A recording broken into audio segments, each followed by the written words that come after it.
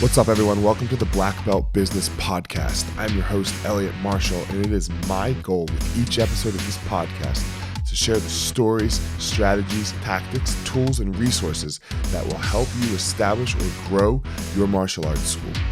The Black Belt Business Podcast is brought to you by Easton.Online. You can find all of our digital courses, martial arts curriculums, and resources designed to help you enhance your business at Easton.Online. So without further ado, let's jump into the episode.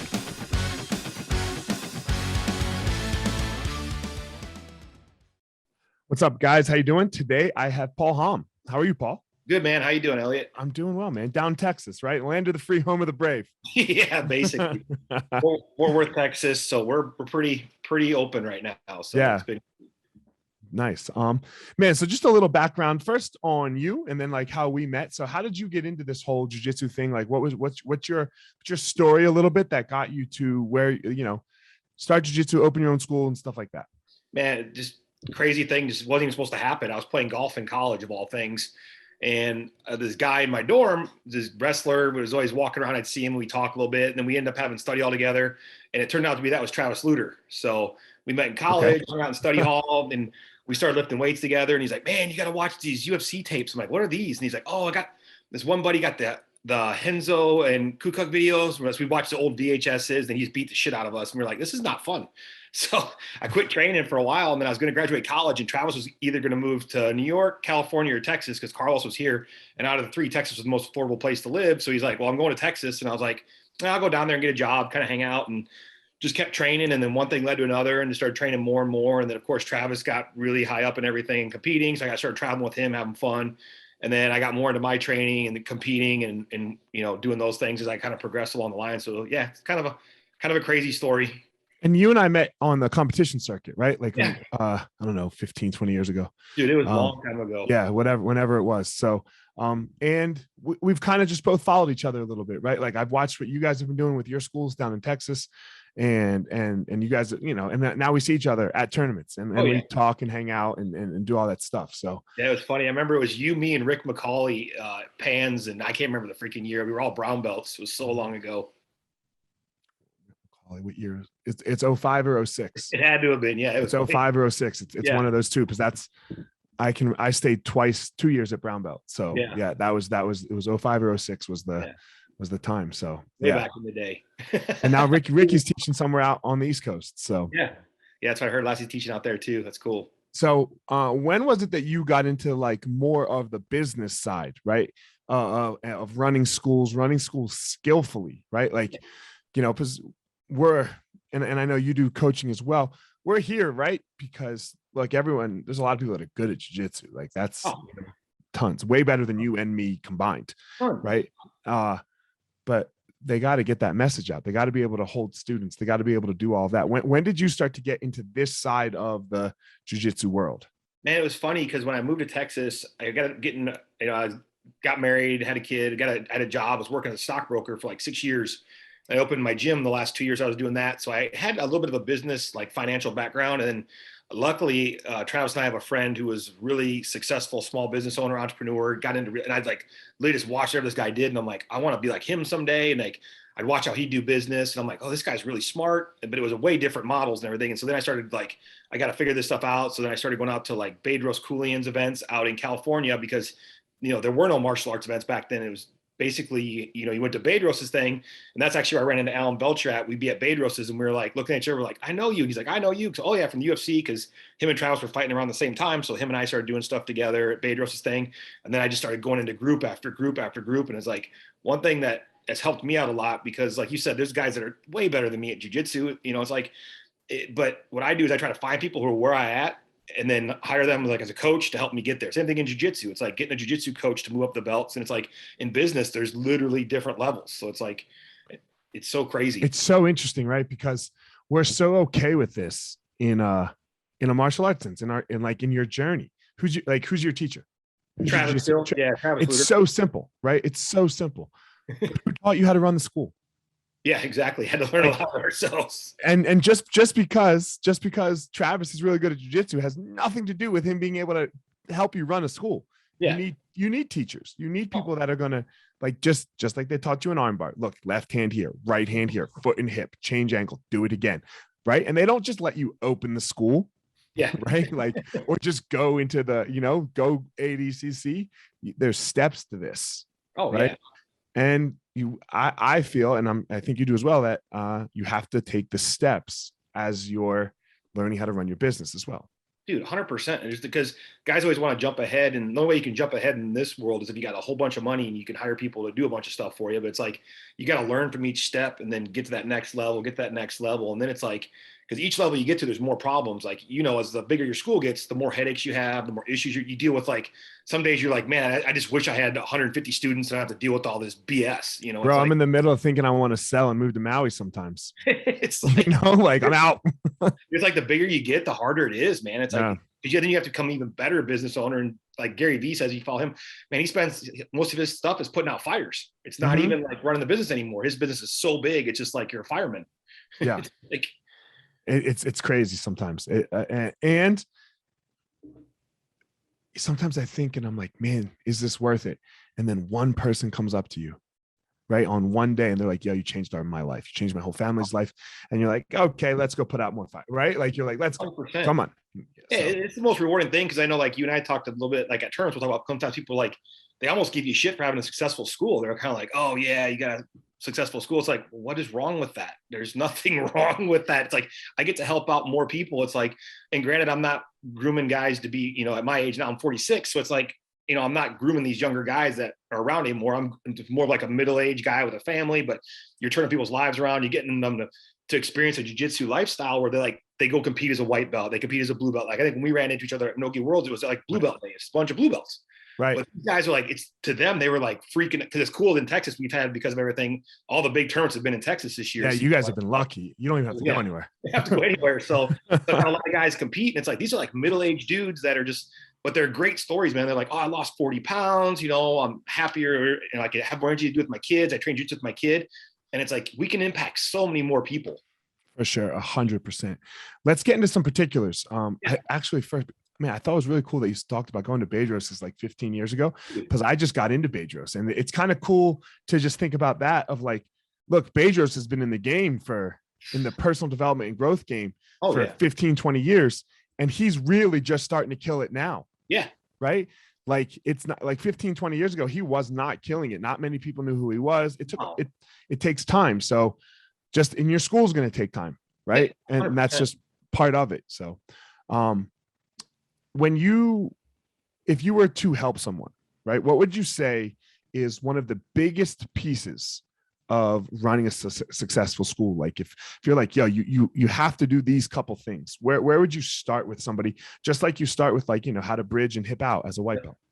I think it's like you said before, it's like, if you have a good jiu-jitsu program, then a lot of this falls into place so much easier. It's the guys that, there's nothing worse than a guy that has a shitty jiu-jitsu program, but he's a good marketer. That's like the worst thing. We've all seen guys like that where you're like, this guy shouldn't have any students, but he's the guy out there marketing. You got like a 5-time world champion who's not marketing, and he's getting crushed by this freaking guy who's just got a garbage system. So obviously, like, the people on here are more likely, they're going to have good jiu-jitsu, good systems, good things like that. Like, they got their classes dialed in, that teaching, everything.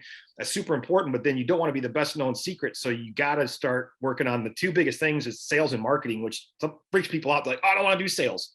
It's like, well, don't do sales. It's like, if you follow like Ryan Stewman, guys like that are really good sales trainers, they talk about all you're doing is finding a solution for somebody. It's like somebody comes in and they're overweight and they're looking for, an activity. If I don't sell them on joining my gym, they're going to go join Lifetime or 24 Hour or Joe's Taekwondo and not get the results they could get from doing jiu-jitsu. So I always feel like, for me and then for my staff, if somebody comes into our academy, they made the effort to come in. So it's like, you got to have good sales and just basic sales system. I'm not talking like, 75 days free and, all this stuff. It's like just keeping it to the point, like, hey, come in, do an intro, try a class, make them feel good, get your sales dialed in. And then once you have that part in, then you got to start marketing. You got to get yourself out there. I don't care how much you hate social media. It's just a necessary evil. You got to do it. And it's like, if you can't do it, have your staff do it, but you got to get out there and just be one thing. I like to say, it's like, become 5 Mile famous. You want to be the guy that gets stopped at the grocery store or at the, you're having dinner with your wife at Outback and they're like, oh, hey, you're the jiu-jitsu guy. It's like, that's when you feel good. You're kind of like, oh shit, people are really getting my message. That's interesting. 5 mile famous. Yeah. Because you don't care about anything outside of 5 to 10 miles. Dude, no, I don't want anybody seeing my stuff outside of 5 or 10 miles. Cause some guys are like, oh, I got to get, world famous and be like Tom DeBlass and have like a gazillion followers. You don't have to have that. He does that because that's his thing. But it's like a lot of gym owners are like, well, I can't be that big. You don't have to be that big. You just got to dominate this little circle because nobody's driving, more than 5-10 miles unless you got something really crazy or they're really into your culture. I mean, it's like, right. It's a rarity. For most people, right? Yes. Now, look, if you are the world champion, then yeah, sure, people might drive, Yep. but that's not for you. But you don't have to be. No, right? You don't have to be. That's the thing. That's the key. I liked how you put it here. First, you started with, it's called. We don't call it. I like to put it out there as the Eisenhower Funnel, right? Yeah. Because first you have to have the product. If your product is shit, you're fucked, You're fucked. right? If your sales is shit, that's the next piece of it. You're fucked. If your culture sucks, it's bad. And a lot of people make the mistake sometimes of like pumping money into marketing first to try to get people in. And then everything that you spend on marketing goes out the back door, right? So I really liked how you did that. First is the product and the sales and the culture, and then you market and become 5 mile famous. I think people try to do it all at once sometimes. It's too much. It's like, you can't. And then they get frustrated, like, oh, marketing doesn't work. Facebook doesn't work. Google doesn't work. It's like, guys, it works. They wouldn't be in business if it didn't. Yes, Facebook's a pain in the ass, but you could hate Facebook and just dominate on Google and other platforms, but still have something on Facebook about your gym because unfortunately people are going there. I mean, we can hate it all we want, but we can hate all we want. I don't like wearing a mask on an airplane, but we are. Right. It is what it is. Like there's have to. So you better figure out how to like it or find someone that likes it. So that can do it. If you're thinking, 10 years ago, you get to talk to Paul 10 years ago. What are you telling Paul? Buy Bitcoin. And then I don't care who joins the gym. It's going to be a private club only. $500 a month. Oh, could you imagine? Whew. Oh, shit, man. That was good. I agree. I think I agree. I mean, Bitcoin, it's going crazy this week. Dude, it's insane. It's going crazy this week. I looked at my Ethereum. I hadn't looked at my Ethereum in like a week. I was like, oh, man, I made $3,000. Like, I'm making money. Yeah. Let's go. Let's go. So, wow. Hopefully in 10 years, if you bought this year, then the last year, in 10 years, we'll be good. Hopefully in 10 years. And then, sure. Boys clubs only. No. Yeah. Like the country club jiu-jitsu, whatever. Yes. Like, fun, like the old school training, but you're not worried about money. You just have a small gym and right. Buy Bitcoin. Let's rewind that question of when you're thinking about your school and if you could know something 10 years ago that you do know now. Not in the set, like, look, I'm a big believer in the process, right? Mm-hmm. Like learning, but there are some things you're like, damn, this is really great. I wish I would have implemented. What would that be? What's something that you would tell Paul 10 years ago about running the business? Man, 10 years ago, I wish I should have found a building, and gotten into that earlier, just for the long term and for the, making the gym more profitable when you could turn around and sell it with the building or sell the gym, keep the building, whatever. Right. That's like one thing, but that's not really business related. That's just kind of like a bonus thing. So right. If you're looking at your area and you can find a spot to buy, like my area sucks now. It's so expensive to buy something. Now it's like the point where you're better off renting almost. But 10 years ago, I could have made a killing, which I didn't. But as far as business goes, like 10 years ago, I would tell future Paul, not worry about the competition so much. Like I said, just stick to your systems. And, I would have spent more money on advertising when it was way cheaper. So you really like the marketing? Yeah. I think I like the marketing because to me, everything else, like jiu-jitsu is the passion. So it's like, that's the easiest part, man. That's like just going in there and like teaching my classes and helping people and doing like that. And how do you handle the retention side, right? How do you keep people, right? Because that's a big piece, right? Because that's the spit it out the back door, right? Like you sign them up and then 10 sign up, 10 quit. Yep.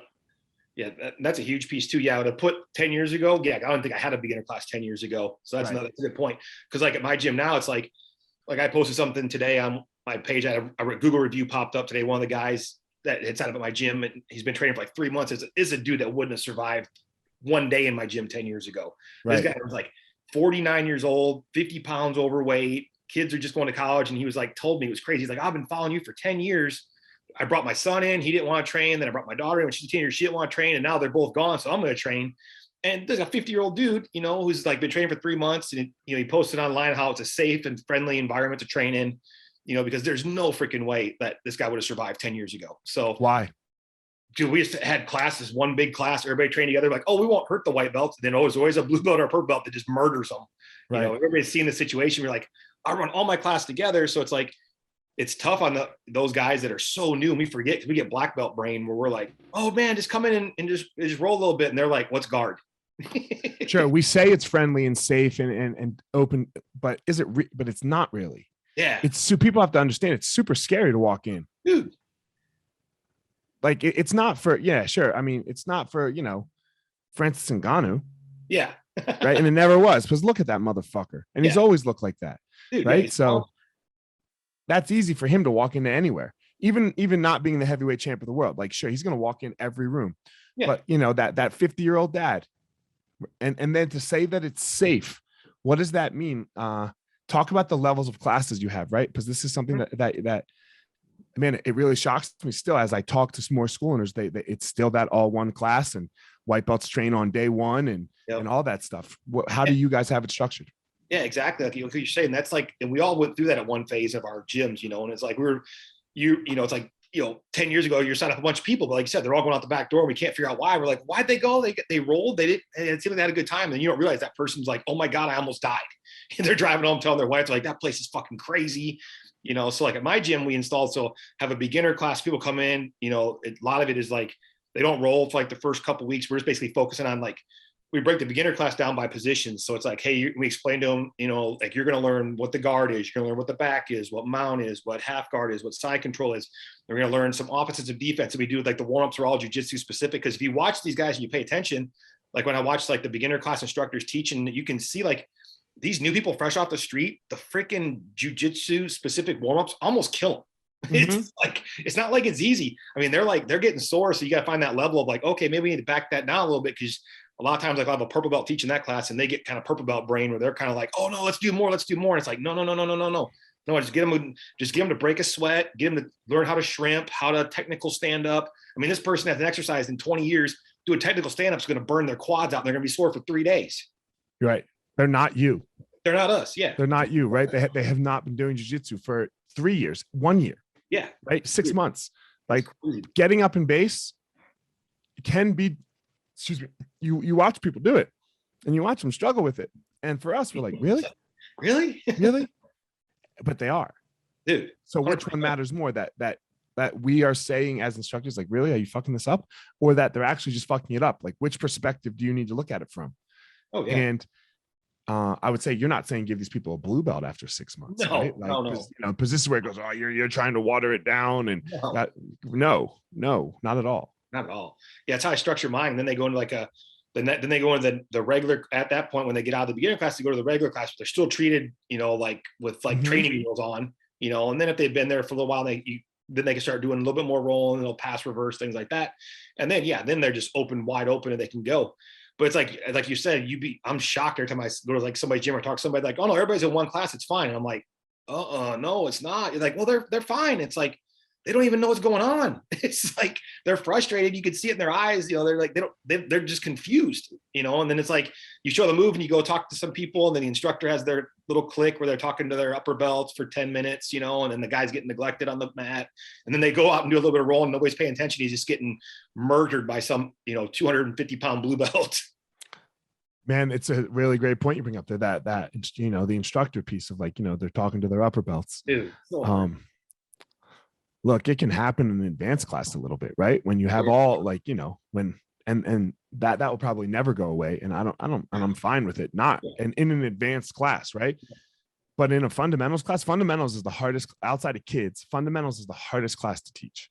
It's the most work. You have no downtime, right? You are not talking. You're not doing homie hangout on the wall, right? Like, Dude, yeah, you're right on, because it's like we need that culture. We have like the guys, because it's like our bonding thing. The upper belts all, but it's like advanced class or after advanced class do it. But like, man, when you're structured, like these guys are like, I'm going to try jujitsu, and it's like they need attention. That's why I said you made a really good point there that I liked. Is like it's like mentally one of the tougher classes to teach, because you got to be on the entire time. Yes. Look, I can have them. I had it happen to me a couple months ago. I had a migraine, and it was advanced class. It's fucking easy. Yeah. Right. Like I show the move. I get guys, look, I got a migraine. I can't really see right now. A massive headache. I'm going to show the move. I'm going to sit on the wall. Everybody okay with that? Great. And everyone's fine with it. They don't give a fuck. Like they just want to roll, right? They want to learn and then roll. So they're fine with it. If I had a migraine the way I had that migraine, I'd have to get someone to fill in for me for a fundamentals. Oh yeah. 100%. Because you can't sit on the wall. No, those guys need attention. And then you're trying to they've joined the gym, but are they going to stick around? It's like, right. People are like, well, they signed a contract. We all know nobody cares about that. They just change their credit card number. Right. Like, look, we don't do contracts anymore. Yeah. I've moved away from a lot of it too, where I'm just like, what's the point? It's not worth the headache. The way we see contracts, and we talk about it a lot on the podcast, is what are you going to do? Like, what's the end game of a contract? The end game is to force them to pay. Yeah. And that means collections. Yeah. And that's your Google reviews are destroyed. And you only collect 50% at best. Yeah, at best. So you destroy your online presence for no money. Sounds great. Yeah. Then what's the point of the contract? Oh yeah. Right? What's the point of the contract from our perspective? Like, yeah, you gotta be willing to go all the way. And I'm just not. Well, I'm not gonna sue somebody over them not training jiu-jitsu. Right. And look, for most people, I would say that cancel that back out of the contract, quote unquote, they have some massive life thing happen. Very few people, like if you follow it all the way through, like, I just didn't feel like doing it anymore. Yeah. They have some massive life thing happen that they're embarrassed to talk about, that makes them feel shameful, even if it's like lose your job and can't afford it, or I don't want to take people down that road personally. Yeah, no, it's. And I like to say too, it puts the onus on us. Right? It puts the onus on us as the teachers to have a really good product. Because if that person could, it's like a marriage, or a girlfriend, or if that person could always leave you, then you better show up in the way you need to show up, So, man, when you think about the difficulties of running the school, right? What would you say is one of the biggest obstacles that you're currently facing right now? Biggest obstacle currently facing? Well, post all the right. Just look, not COVID, right? Because everyone's in the COVID space, right? Wherever you are. But like when you're thinking about running a school, what is the hardest thing for you currently about running the school? And that's a good question. Right now, for me, I'm lucky, because like you said, we dialed in our systems years ago. Everything's pretty dialed in for that. What happens to me a lot of times, the hardest thing is, keeping a good pipeline of instructors. I think that's like the biggest thing that I face at the level I'm at in my business, because like my marketing's dialed in, my sales is dialed in, but man, instructors, people just come and go, and eventually they want to. And then if you have somebody who's been to you for a while, like I've had black belts, they go out through the system, they go, hey, I'm gonna want my own gym. I'm like, hey man, that's super cool.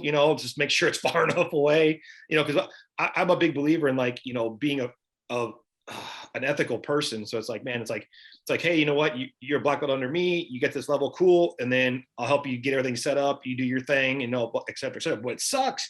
Then I lose one of my best instructors, one of my best employees. So it's like, to me, it's like, and then when you bring in like newer people to bring in like for the beginner classes, and you got to groom them, and it takes years, and it's like getting these people in places. So for my thing is really staying on my instructor training, which, that's the big one right now.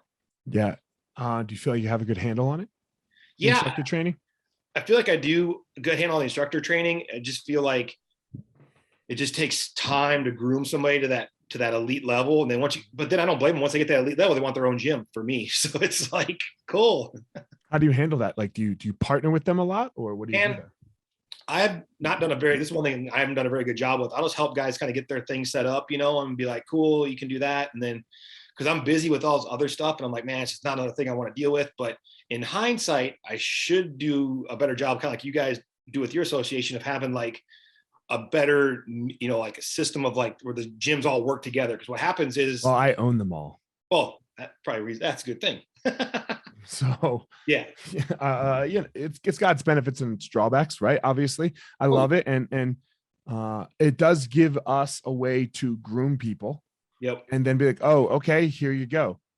Where I don't have, from the mine and a mall's perspective is, if we don't have to make a lot of money from each school, yeah, then that's fine. If like the person running the school for us makes the money and we get each, if I'm 20%, he's 20%, and the other person gets 60%, that works pretty well for everybody. Oh, it works great. Yeah. That's not ownership, profits, I'm saying. Oh yeah.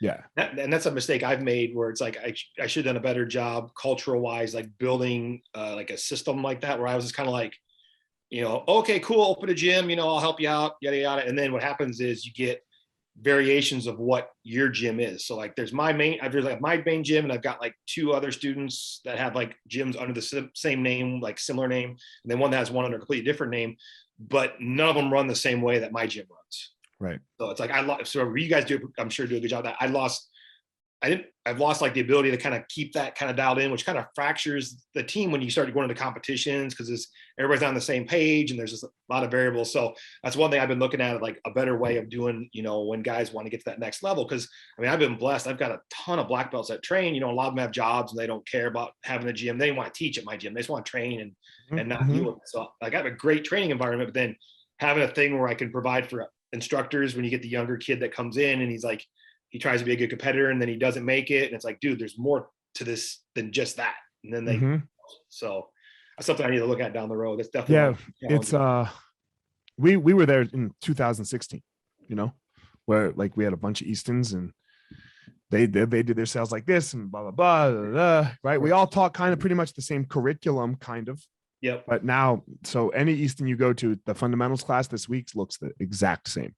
That's awesome. That's so, yeah. It starts for us. It started with core values, right? Yep. Like we had to come up with core values as a team, so that people could see, look, it's not about Eliot and Amal making money, and then you actually create careers for people.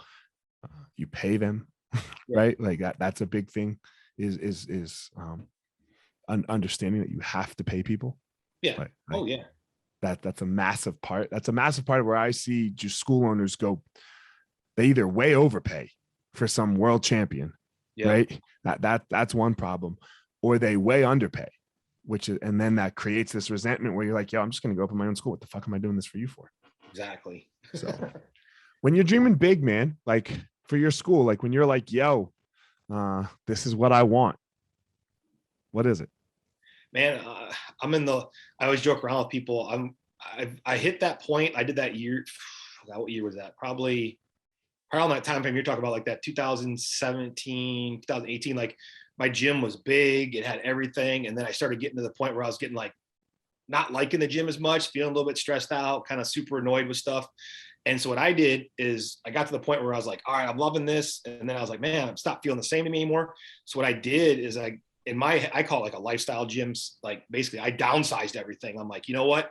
Went through, did an 80-20 look at it. Like what's making the money? It's jujitsu, okay. Kickboxing makes a little bit of money, fitness kickboxing. And I don't like that. It's just churn and burn all the time. Hard for attention for mine. So I was like, I got rid of a lot of the programs I had and actually downsized my gym. Cause at one point I had like 10,000 square feet or something. Then I went down to 7, then I went down to like 5. And I found for me, like 5 is like the perfect size because I need like half the staff. I had like half the classes, but I never lost a single of my core jujitsu classes that I just love. And then what I did is just really focused on the numbers, becoming profitable. And then, so for me, thinking bigger is having the gym, being able to provide for myself and then my instructors, but then where it's creating profits that I can take that and invest into other things. Like we're joking around about like Bitcoin, like I'm a big fan of like investing in the stock market, investing in crypto, investing in real estate, investing in, trying to get into private equity into other people's businesses. So for me, it's like, I feel like I've been there. Like I went from the super tiny gym to like, holy shit, this is really big and a lot of work, to like, okay, man, now I'm found my sweet spot is like right here in the middle. And then if I can do this and I can keep my numbers up and COVID doesn't happen, then this much is coming through every month. Okay, cool. Pulling those profits out. And then you start reinvesting in other things. And then that starts creating income. And you're just kind of like, holy shit, this is fun. Right. Yeah. That's man. I agree that 5,000 is probably, if you're going jiu-jitsu only, 5,000 is the number. Yeah. It's perfect. Yeah. 5,000 a space. Yeah. That's the number you want. And from my opinion, if Yeah. you're going more, like, we have some schools with more, so we have bigger than 5,000. Oh yeah. And yeah, it can be a lot. It can be overwhelming, right? Especially in these COVID times. Yeah, It's very interesting in COVID right now. I'm sorry, I cut you off. What were you gonna say? Well, I was just saying, I was lucky I had done it before COVID, because it was Right. like, that would have been something else to deal with that. When COVID hit, bro, and we looked at our monthly nut, right, of like stripped down, and then like I called them all. I was like, "Yo, how much money do you have?" Because I got this much. It was like, oh my god, like what you thought was like good, like really good, was 7 months. Dude, like it was like, I was like, oh man, those were scary conversations. I remember talking to my wife. I was like, this thing's going to go on longer. It's not going to be 2 weeks. It's like, right. It's like they're going to, and it's like, even when we got to open back up, half people are still scared. People are still scared to come train. It's like, it's unbelievable. It's like, it's still lingering. It's believable if you have a condition. Yeah. If there's something, like, there's some people that yes, oh please, yeah, they can't train. Please stay home. Yeah. Call me. I'll get your groceries for you. Don't go out. Right. Like, because for you, it's deadly. Yeah, it's deadly. But for the majority, no. But yeah, it's just where you fall on this, man. And it's been super difficult. We've seen post for, I don't know how things were down in Texas, but things didn't really start to move here until the vaccine, right? So things started to really, really pick back up in like March and April here. Yep. And it was like, everyone was like wheeling their grandmother in a wheelchair in to sign up, right? Like, but then the Delta came. Dude, exactly. And then since the Delta, it has not picked back up again. No. Right? Like, it's all been a little slower since the Delta. And I'm assuming it's probably going to stay like that through most of the winter. Yeah, and that's crazy, because you talk about Texas. Like, I had the exact same situation you had. The first wave came, vaccine hit, and like you said, it was like, it wasn't even doing sales. It was just like, get to the gym and take orders. I felt like I was looking at like a store, like, okay, which program? Okay, cool. I'll be with you in just a second. I got, okay, can you wait right over there? I'm gonna get you in a second. And it was like, hell yeah. And then Delta came, and like, just everybody's like, oh, cancel, freeze. Right. And you said, even in Texas, we're crazy, but we still have, it's still almost 50-50 in Texas. Even it's like 55-45, but people, like, after Delta, we haven't had the rebound that we had. No. I don't think we're going to have it. I think it's going to be like, it's going to be lean through the year. And then hopefully the spring, I'm thinking we're going to hit. I think it's going to be the spring, right? It's going to be huge. Because the winter, right? And the holidays, and I'm not talking about the deadliness of COVID, right? I'm just talking about the spread here a little bit. And I hope this is helpful for everyone listening to prepare for this as the business owner. That's why we're kind of talking about this. Is, look, when the cases go up, we know our attendance and everything goes down, right? People freeze. That is going to happen.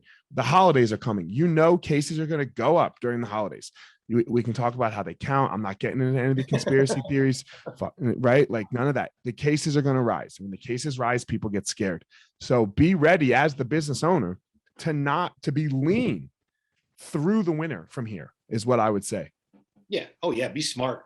Look at your numbers, where your stuff's at, and start looking at all those, it's like going back to the old days when we were new gym owners, and man, guerrilla marketing. It's like, all right, got a new t-shirt, then we got a new rash card, then we got new geese for the holidays. It's like, find the places, private lesson sales, find places you can like plan for it to be leaner than normal and make up for it. Buddy months, bring a friend, ninja nights for the kids, stuff like this. Marketing that doesn't cost any money, right? Yep. Because if you spend a lot of money on marketing, probably right now, it's not gonna pay off. Yeah, it's tough. Right? It's gonna be tough. It's gonna be, especially if you're just new to it, because you're figuring it out. You're not very good at it. Right? So it's gonna be tough. It's gonna be hard to get new people. I would call that a cold lead. Yeah. Right. A very cold lead. Very cold. Where, like, if I'm your buddy, Trav, and you're like, yo, you should come do this with me. It's a month free for you. That's not so cold. No, right. That's much warmer of a lead. Heck yeah. So awesome. do things like that, and that stuff is very important in times when it's going to be tough. Oh yeah. Yeah. And whatever stuff you can do, merch sales, private lesson sales, it's stuff you can do to create revenue. Right. For sure. So, man, I appreciate you coming on. I appreciate you doing it. Dude, any other keys, drops of wisdom for anybody that you would say is really like on the, like, yo, you have to, like, this is super important for a school owner? Man, I would say, we all got sucked into Facebook, and like if you has been around for a few years, you had a gym, it's like, doing Facebook ads was the sexy thing. And dude, like Elliot said, now it's like putting money into Facebook's expensive. Even if you're good at it, it's expensive. You follow these different mastermind groups, people are doing stuff. It's like Facebook ads keep going up and keep going up. So man, you really got to think about, and I always tell people, and they're like, man, what's the one thing I can do for my gym is like, just get really badass at doing stuff on Google. Cause it's like, when I give like talks and stuff, I do one thing on people like, hey, pull out your phone and find me the best sushi restaurant in town. And everybody gets out their phone, they do that thing. And then everybody's spouting like, oh, this one. I'm like, why is that one good? Oh, they got good reviews, or oh, they got this, I got that. Okay, cool. I'm like, where'd you go to find that? Do you go Facebook, Instagram, Snapchat? And they're all like, no, I just Googled it on my phone. I'm like, step up your Google game. It's like, and own that area around your gym, man. Just, it's not hard. Google gives you all the tools. You can do a lot of cool stuff on Google. You don't even have a lot of money. And if you do have money, then you can run Google ads and do stuff like that. That's search intent, where it's not just like interrupt people on Facebook who are like, I'm scrolling through looking to see how Gordon did yesterday. And I keep seeing like these ads of just shit. And I'm like, I don't want to see it. It's interruption. But if I'm searching for a sushi restaurant or something, or, then it's like, oh yeah, I'm looking for that. So that'd be my one big piece, man, is just really, get badass at Google. 5 Mile Famous. I loved it. if there's anything to take away from this one, guys, it's get 5 Mile Famous. Dude, yeah. That was amazing. Be the guy that gets interrupted, people are like, oh, hey, and I always joke around. I'm like, and because, I consider myself a pretty happy, friendly guy, but to an average person, people's like, they're terrified of me if I'm not talking, because I just look like grumpy. And they're like, oh, you're the jiu-jitsu guy. I'm like, oh, how'd you know, the ears? So I'll make like a joke, I make them feel comfortable. I'm like, oh yeah, it's definitely the ears. And then like, they put their thing down, they're kind of like, oh yeah, you're pretty cool. I'm like, yeah, hey, you're trying to beginner jiu-jitsu class? They're like, no. I'm like, no, man, we got beginner classes at my gym. We're not like all the other gyms in town. Just come over and, I'll hook you up, get you a free week or whatever. And it's like just making conversation and stuff. It's so interesting because I get the same thing a ton. Like I have to really try to be overly friendly. Oh yeah. Because like we're just big dudes that look like we can fuck you up. Yeah. You have to get through this. Yeah. It's like, yeah, you gotta get through it and just do that. But yeah, for sure. Man, it's been fun. Man, if anybody needs anything, tell them, like I'm sure you're down to help, like help anybody. So tell them where they can reach you or all that stuff. Yeah. Reach me on Facebook, Instagram, just my name. It's easy to find, anything like that. Hit me, send me a DM, anything you need help with stuff. It's like I've got some cheap or inexpensive books you can pick up on Amazon that can help you out with like, gym stuff and money stuff. It's like my two passions is jiu-jitsu and finances. So it's been good. Cool. All right, man. Thanks for doing it, man. I greatly appreciate it, Paul. Dude, I love it. Thanks, Elliot. All right, man. Have a great day. You too, bud. Later, bro.